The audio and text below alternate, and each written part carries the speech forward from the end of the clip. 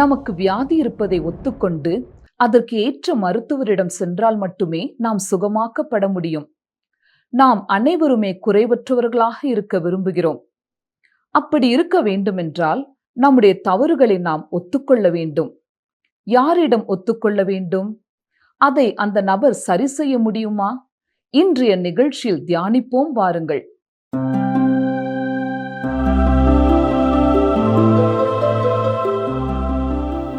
பிரியமானவர்களே, இந்த நாளும் இந்த நிகழ்ச்சியிலே உங்களை சந்திப்பதை குறித்து மகிழ்ச்சி அடைகிறேன்.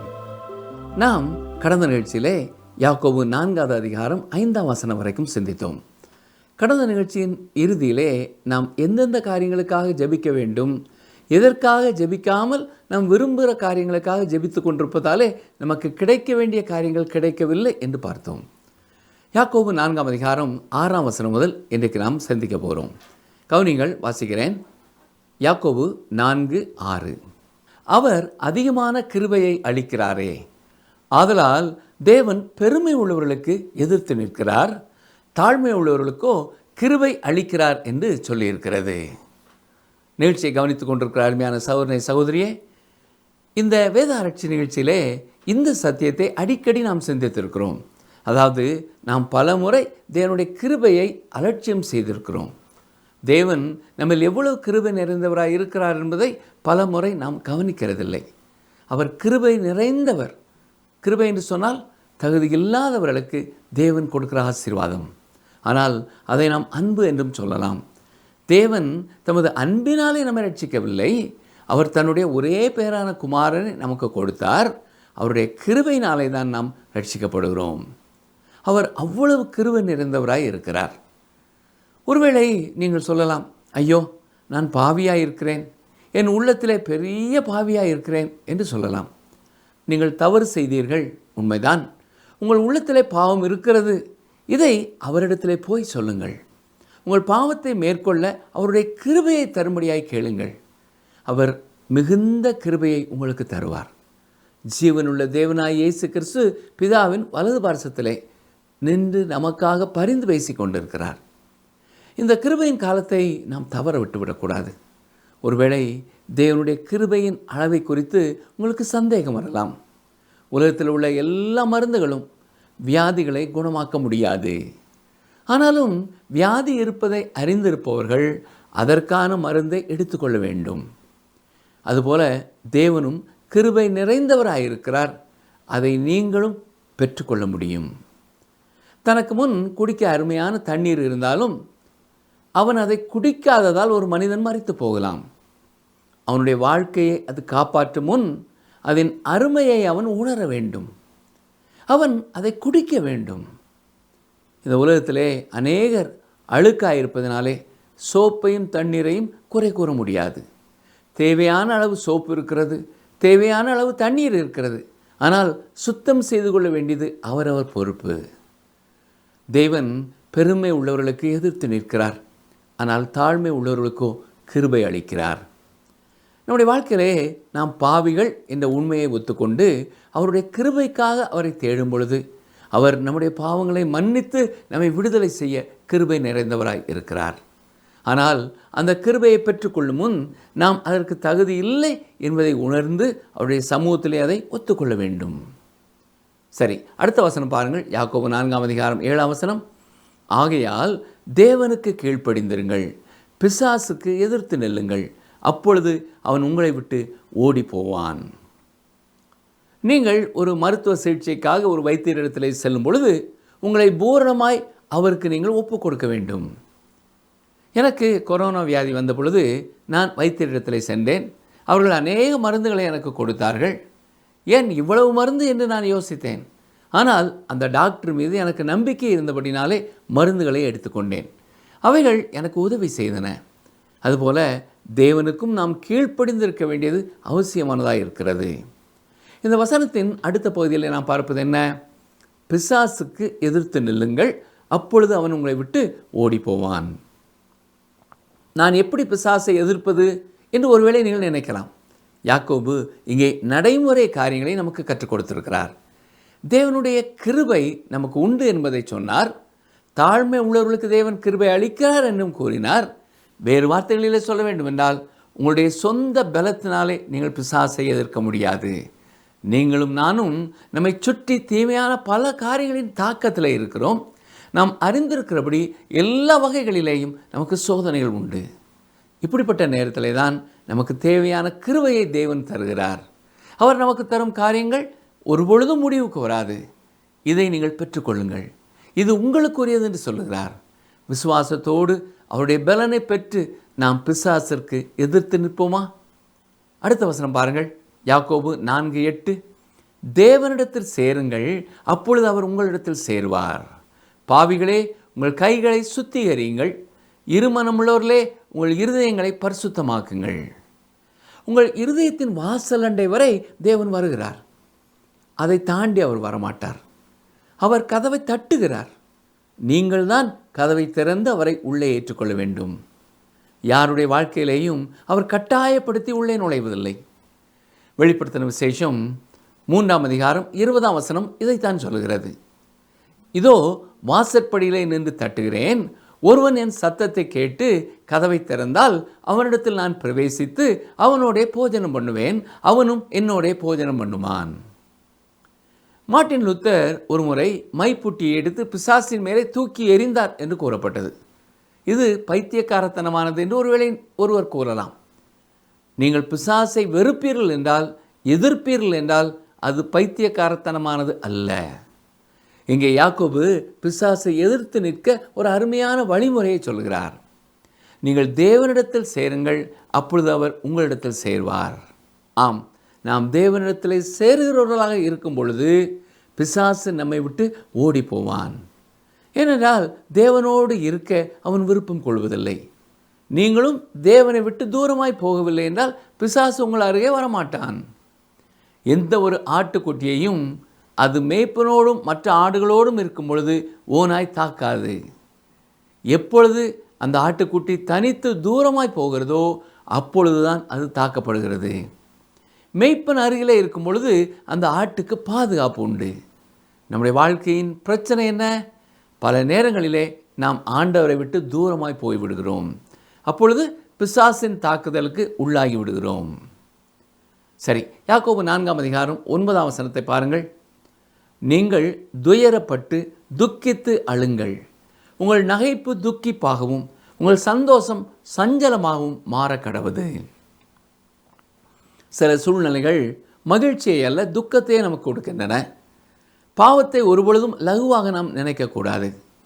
ஒரு கிறிஸ்தவர் பாவத்தை லேசாக கருதுவதை நான் கேட்கும் பொழுது, யாரும் பார்க்காத போது அவர் அந்த பாவத்திலே ஈடுபடுகிறார் என்ற ஒரு மறைமுகமான கருத்து எனக்கு உண்டாகிறது.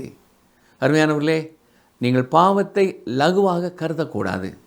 உங்கள் பாவங்களுக்காக நீங்கள் துக்கப்பட வேண்டும். இன்று பொதுவான ஒரு பிரச்சனை என்ன தெரியுமா? கிறிஸ்தவர்கள் தங்கள் பாவங்களுக்காக துக்கப்படுகிறதில்லை.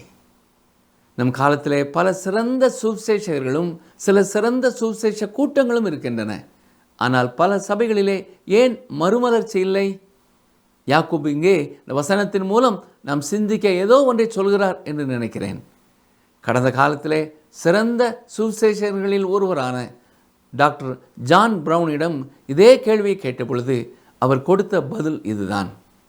ஒரு சுவிசேஷ செய்தி கொடுக்கும் முன்பு, ரட்சிக்கப்படாதவர்களுக்கு ஒரு அழைப்பை முன்வைப்பதற்கு முன்பு நான் 6 வாரங்கள் கிறிஸ்தவர்களுக்கு பிரசங்கித்தேன். திருச்சபையிலே உயிர்மீட்சி வந்தது என்று கூறினார். இன்றும் திருச்சபையிலே வேலை செய்யும் போதகர்களுக்கும் இது ஒரு உண்மை சத்தியமாயிருக்கிறது. தங்கள் திருச்சபையிலே உள்ள பாவங்களுக்காக கருத்தோடு ஜெபிப்பதும் தொடர்ந்து கர்த்தருடைய வார்த்தையை உண்மையாய் எடுத்து சொல்வதும் திருச்சபையிலே மறுமலர்ச்சியை உண்டு பண்ணும். ஒவ்வொரு திருச்சபையிலும் ஞாயிறு ஆராதனைக்காகவும் செய்தி நேரங்களுக்காகவும் கருத்தோடு ஜெபிக்கும் குழு சனிக்கிழமை கூட வேண்டும். திருச்சபையில் உள்ள விசுவாசிகளின் வாழ்க்கையிலே பாவம் சரியாய் கையாளப்பட்டு அதை குறித்து அவர்கள் துக்கப்படும் பொழுது உண்மையான மறுமலர்ச்சி திருச்சபையிலே உண்டாகும். யாக்கோபு 4:10 பாருங்கள். கர்த்தருக்கு முன்பாக தாழ்மைப்படுங்கள், அப்பொழுது அவர் உங்களை உயர்த்துவார். கவனித்தீர்களா?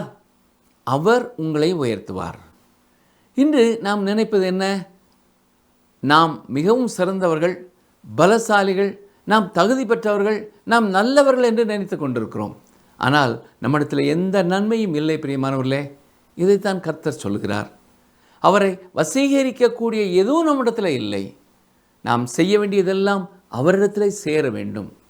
உண்மையான மனத்தாழ்மையோடு கூட நம்மை அவருடைய கரங்களிலே தாழ்த்தி ஒப்பு கொடுக்கும் பொழுது அவரே நம்மை உயர்த்துகிறவராய் இருக்கிறார். பலர் குளிக்கும் கடற்கரைகளிலே ஆங்காங்கே பாதுகாவலர்கள் வைக்கப்பட்டிருப்பார்கள்.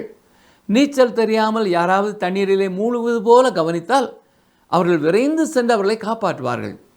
அப்படி அவர்கள் காப்பாற்ற செல்லும் பொழுதும் நீரிலே தத்தளிப்பவர்கள் தங்கள் சொந்த முயற்சியை கைவிட்டு தன்னை காப்பாற்ற வந்தவருக்கு முற்றிலும் தங்களை அர்ப்பணியாதவரை அவர்களை காப்பாற்ற முடியாது. எனவே சில நேரங்களிலே, சில இடங்களிலே அப்படி முயலுகிறவர்களை செயலிழக்க செய்து பின்னர் காப்பாற்றுவார்கள்.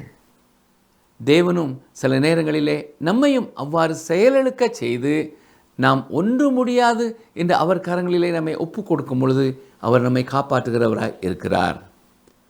அடுத்த 2 வசனங்களையும் பாருங்கள். யாக்கோபு 4ஆம் அதிகாரம் 11, 12 வசனங்கள். சகோதரரே, ஒருவருக்கொருவர் விரோதமாய் பேசாதிருங்கள்.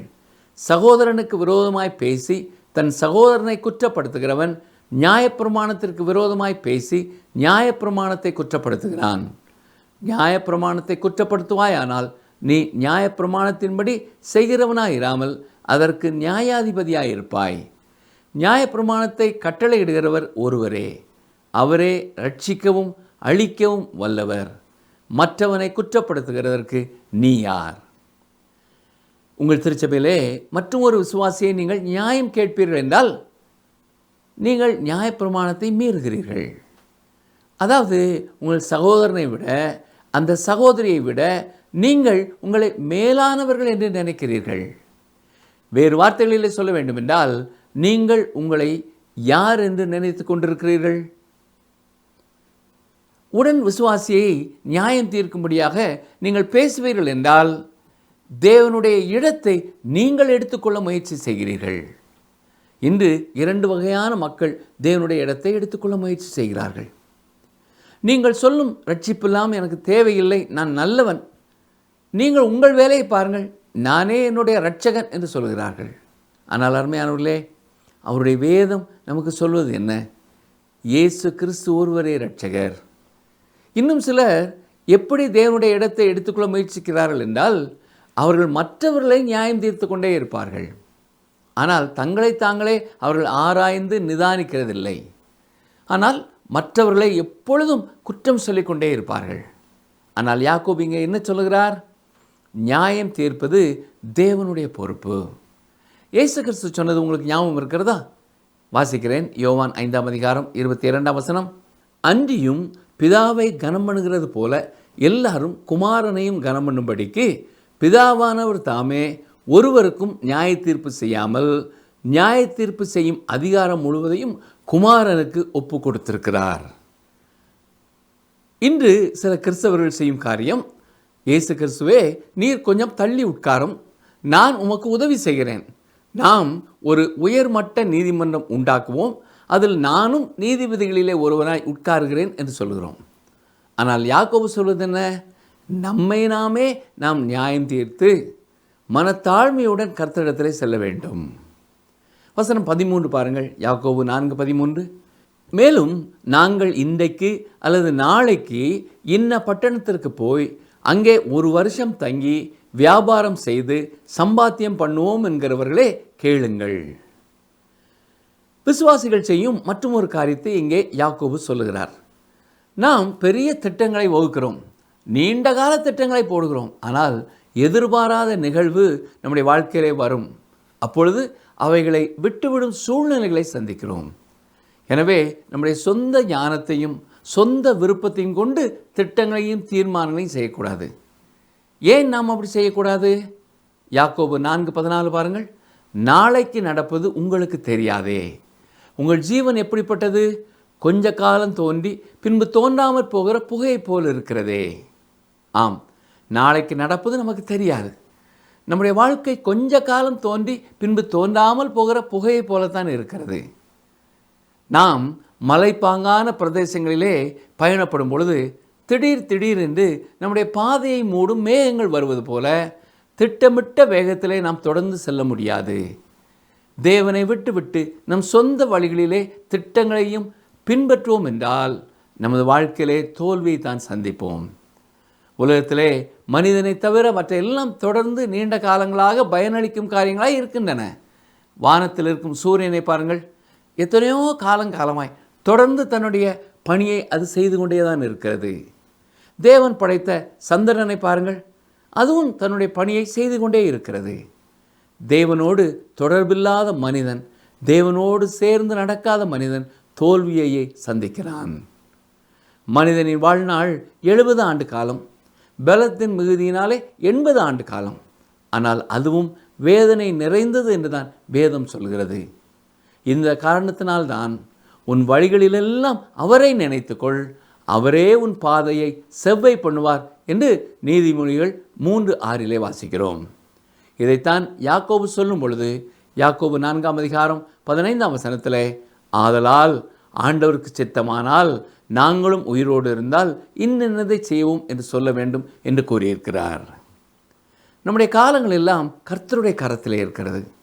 எந்த ஒரு காரியத்தை குறித்த திட்டம் நம்முடைய உள்ளத்திலே வரும்பொழுதும் அது கர்த்தருடைய சித்தமா இல்லையா என்பதை நாம் சிந்தனை செய்து அவருடைய ஆலோசனையை கேட்டு ஜெபத்தோடு நாம் ஆயத்தப்பட வேண்டும்.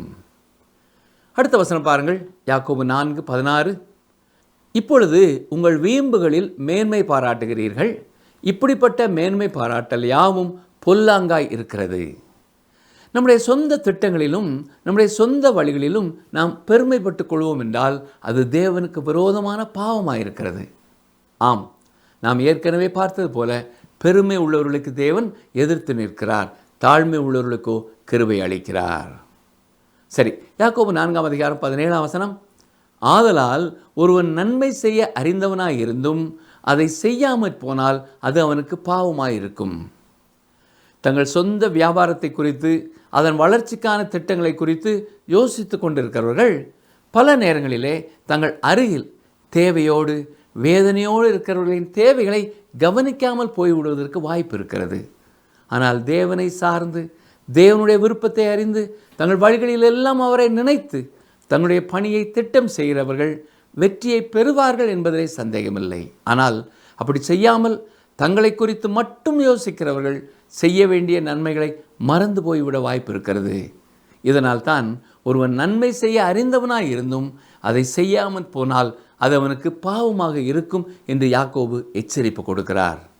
இன்று பலர் தங்களுடைய வாழ்க்கையிலே பாவம் செய்து கொண்டு இருக்கிறார்கள், ஆனால் அதை அவர்கள் உணர்கிறதில்லை. ஒரு குறிப்பிட்ட காரியத்திலே நீங்கள் உதவி செய்ய வேண்டும் என்று புரிந்து கொள்கிறீர்கள், ஆனால் நீங்கள் செயல்படாமல் இருப்பீர்கள் என்றால் அது பாவம். இந்த உலகத்திலே நம்முடைய வாழ்க்கை குறைந்த காலம் மட்டுமே. பகையிலும் விரோதத்திலும் பொறாமையிலும் நம்முடைய காலங்களை நாம் கடத்தி சென்று விடக்கூடாது. அது நம்முடைய வாழ்க்கையை அழித்து போடும். ஆண்டவராய் இயேசு கிறிஸ்துவிடம் இன்றே வந்து அவருடைய பாதத்திலே நம்முடைய வாழ்க்கையை ஒப்பு கொடுத்து அவருக்காக வாழ நாம் தொடங்குவோமா? யோவான் 10:10 நான் வாசிப்பது என்ன? நானோ அவைகளுக்கு ஜீவன் உண்டாயிருக்கவும் அது பரிபூர்ணப்படவும் வந்தேன் என்று தான் இயேசு கூறியிருக்கிறார். என் சத்தத்தை கவனித்து கொண்டிருக்கிற அருமையான சகோதரனே, சகோதரியே, உங்கள் தனிப்பட்ட வாழ்க்கையிலேயும் ஒரு பரிபூர்ணமான வாழ்க்கையை கொடுக்க கர்த்தர் ஆயத்தமுள்ளவராயிருக்கிறார். ஒருவேளை என்னுடைய வாழ்க்கை அவர் எதிர்பார்க்கிற பரிபூர்ணமாய் இல்லையே என்று உணர்வோம் என்றால் அவர் அண்டை வந்து நம்மை தாழ்த்தி அவருடைய கிருபைக்காக அவரை நோக்கி பார்ப்போம். அவரை நோக்கி பார்த்தவர்கள் ஒருபொழுதும் வெட்கப்பட்டு போனதில்லை. ஜெபிப்போமா? எங்களை அதிகமாக நேசிக்கிறங்களே அன்பின் ஆண்டவரே, நீர் ஜீவனுள்ள தேவனாய கர்த்தர் என்பதை நாங்கள் அறிந்திருக்கிறோம். பிசாசை ஜெயிப்பது எப்படி என்பதை எங்களுக்கு நினைவுபடுத்தியதற்காக உமக்கு நன்றி சொல்கிறோம் ஐயா. பற்பல வகைகளிலே பிசாசோடு போராடி கொண்டிருக்கும் ஒவ்வொருவரும் அடிக்கடி உம்மண்டை வந்து உம்மிடத்திலே பேசி பிசாசை ஜெயிக்கும் பலனை பெற்றுக்கொள்ள கிருபை செய்யும். நாங்கள் யாராயிருந்தாலும் உம்மை விட்டு எவ்வளவு தூரமாக சேர்ந்தாலும் எங்களுக்கும் கொடுக்க உம்மிடத்திலே மிக அதிகமான கிருபை உண்டு என்பதை புரிந்து கொள்கிறோம் ஐயா. இன்னும் காலம் தாழ்த்தாமல் உம்மிடத்திலே நாங்கள் வருகிறோம். எங்கள் எதிர்கால திட்டங்கள் எல்லாவற்றையும் உம்முடைய சமூகத்திலே நாங்கள் வைக்கிறோம். நான் உனக்கு போதித்து நீ நடக்க வேண்டிய வழியை உனக்கு காட்டுவேன். உன்மேல் என் கண்ணை வைத்து உனக்கு ஆலோசனை சொல்லுவேன் என்ற வேத வசனத்தின்படி நாங்கள் செய்ய வேண்டிய காரியங்களை எங்களுக்கு கற்றுத்தாரும். எங்கள் அருகிலே இருக்கும் தேவை உள்ளவர்களை குறித்து நாங்கள் அக்கறை உள்ளவர்களாய் வாழவும், அவர்கள் தேவையை சந்திக்க எங்கள் கரங்களை திறக்கவும் கர்த்தாவே எங்களுக்கு உதவி செய்யும். எங்கள் ஜெபத்தை நீர் கேட்டதற்காக உமக்கு ஸ்தோத்திரம். நீர் எங்களுக்கு பதில் கொடுக்கிறீர், உமக்கு ஸ்தோத்திரம். இயேசு கிறிஸ்துவின் நாமத்தினாலே மனத்தாழ்மையோடு வேண்டிக் கொள்கிறோம் பிதாவே, ஆமென். பிரியமானவர்களே, இன்று நாம் கற்றுக்கொண்டபடி நம்முடைய வாழ்க்கை எந்த சூழ்நிலையிலே இருக்கும் என்றாலும் கர்த்தரை சார்ந்து கொள்ள ஒரு திட்டவட்டமான தீர்மானம் செய்வோம். அதுவே பிசாசை எதிர்த்து நிற்க நாம் செய்யும் தீர்மானம். பிசாசுக்கு எதிர்த்து நில்லுங்கள், அப்பொழுது அவன் உங்களை விட்டு ஓடி போவான். கர்த்தருடைய கிருபையும் வல்லமையும் என்றும் உங்களுக்கு போதுமானதாக இருப்பதாக. ஆமென்.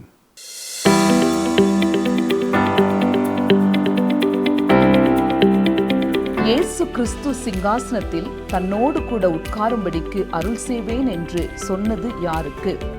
இயேசு கிறிஸ்து சிங்காசனத்தில் தன்னோடு கூட உட்காரும்படிக்கு அருள் செய்வேன் என்று சொன்னது யாருக்கு?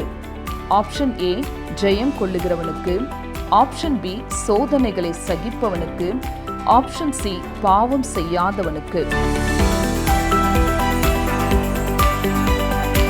இன்றைய கேள்விக்கான சரியான பதிலை 9962032803 என்ற எண்ணிற்கு வாட்ஸ்அப் மூலம் அனுப்புங்கள்.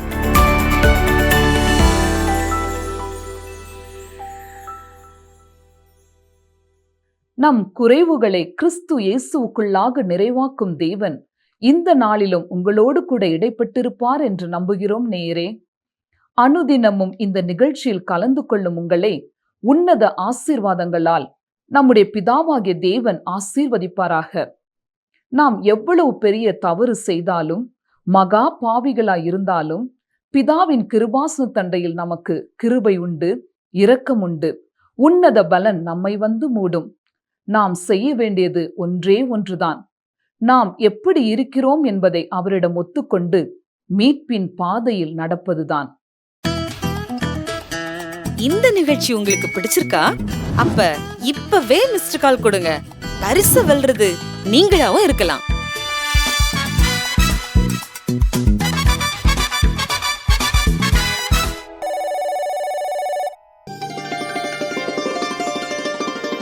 உம்முடைய துவக்கம் அற்பமாயிருந்தாலும் உம்முடைய முடிவு சம்பூரணமாயிருக்கும். யோபு 8:7.